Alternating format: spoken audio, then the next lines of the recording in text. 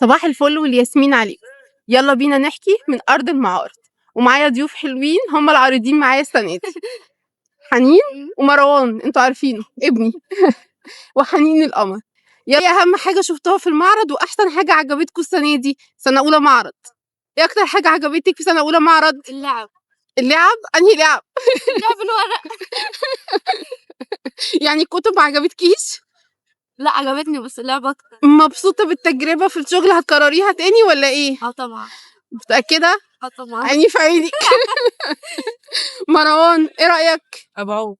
أبوف أكتر حاجة عجبك في المعرض؟ طبعا. طب وبالنسبة لعندنا مفيش حاجة عجباك؟ ولا كتب ولا أي حاجة؟ لا زي الفل. زي الفل؟ زي الفل. إيه دي الحاجات اللي عجبتهم في اليومين اللي فاتوا؟ مروان واخد الاي دي بتاعي علشان خاطر يدخل بيه من المعرض.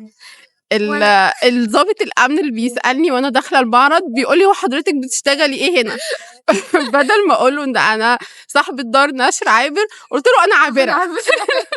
ومن ساعتها المجرمين دول مش مبطلين ضحك. ده تاثير يومين معرض والنهارده التالت. كل سنه وانتم طيبين وفي احسن حال، ودايما يا رب دايما المعرض مجمعنا. مستنياكم في صاله 1 B 24 دار عابر.